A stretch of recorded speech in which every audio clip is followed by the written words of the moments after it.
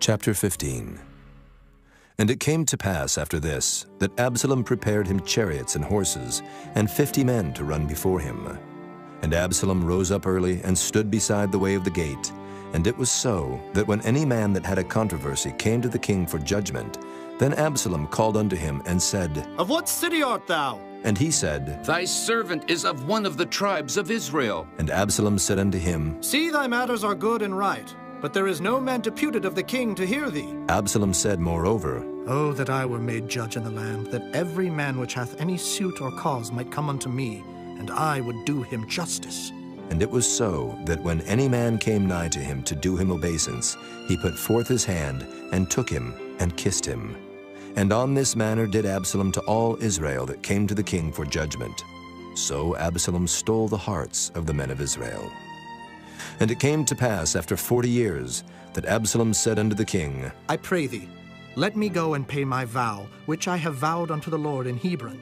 For thy servant vowed a vow while I abode at Geshur in Syria, saying, If the Lord shall bring me again indeed to Jerusalem, then I will serve the Lord. And the king said unto him, Go in peace. So he arose and went to Hebron. But Absalom sent spies throughout all the tribes of Israel, saying, As soon as ye hear the sound of the trumpet, then ye shall say, Absalom reigneth in Hebron. And with Absalom went 200 men out of Jerusalem that were called, and they went in their simplicity, and they knew not anything. And Absalom sent for Ahithophel the Gilonite, David's counselor, from his city, even from Gilo, while he offered sacrifices. And the conspiracy was strong, for the people increased continually with Absalom. And there came a messenger to David, saying, The hearts of the men of Israel are after Absalom. And David said unto all his servants that were with him at Jerusalem, Arise, and let us flee, for we shall not else escape from Absalom.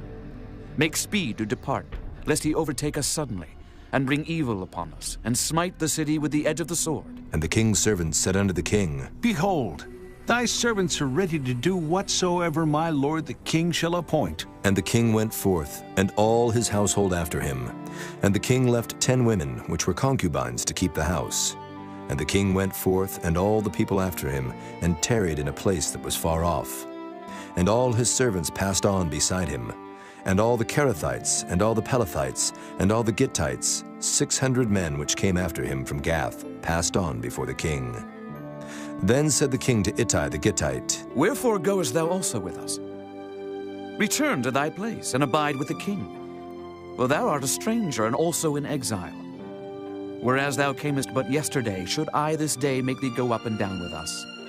Seeing I go whither I may, return thou, and take back thy brethren. Mercy and truth be with thee. And Ittai answered the king and said, As the Lord liveth, and as my lord the king liveth, surely in what place my lord the king shall be, whether in death or life, even there also will thy servant be. And David said to Ittai, Go and pass over. And Ittai the Gittite passed over, and all his men, and all the little ones that were with him. And all the country wept with a loud voice, and all the people passed over.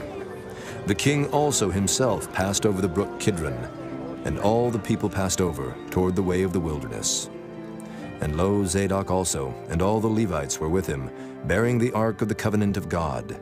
And they set down the ark of God, and Abiathar went up, until all the people had done passing out of the city. And the king said unto Zadok, Carry back the ark of God into the city.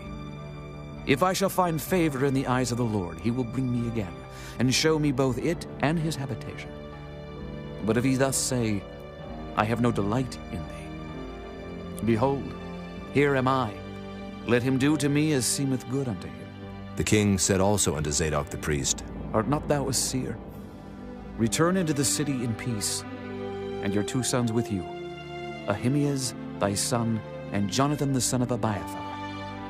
See, I will tarry in the plain of the wilderness, until there come word from you to certify me.